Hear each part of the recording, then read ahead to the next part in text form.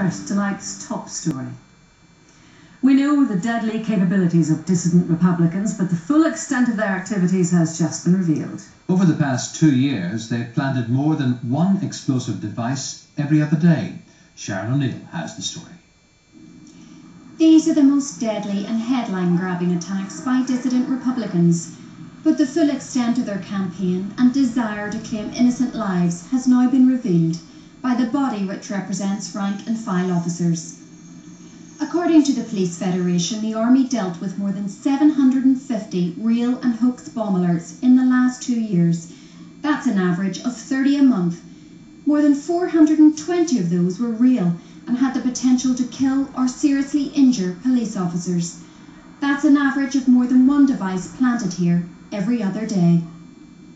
The severity of that threat was outlined at the Police Federation's annual conference, and guest of honour was the new Chief Constable, Matt Baggett. The threat against officers is huge. So what has been our official response?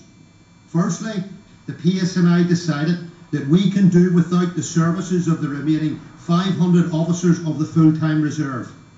Why? Because Patton said that they should be phased out. But he said more than that. He also said they could go only when the circumstances justified their departure. Specifically, it was spelt out that the political institutions should not have collapsed, and clearly they haven't. But also that the security situation should not have deteriorated, and clearly it has.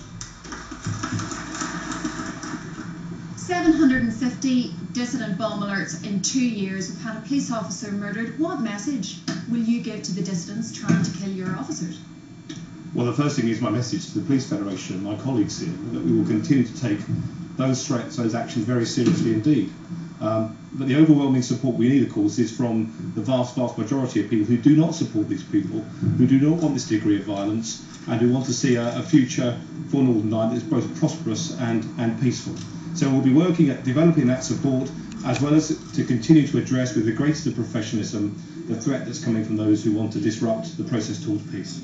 It's day 3 for Matt Baggett, and he listened attentively as the Federation warned community policing, which he's a big supporter of, was at stake because of budget cuts.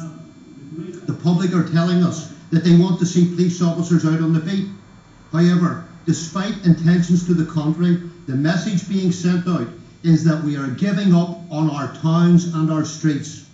Our presence is shrinking in the border areas, and our current policy will see the abandonment of community policing rather than its pursuit. Now, the police not managing their money properly.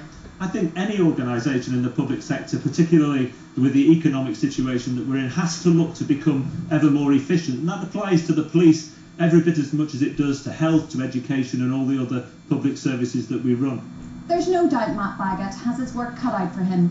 He may have received a warm welcome here at the Police Federation's annual conference, but he was told in no uncertain terms what needs to be done.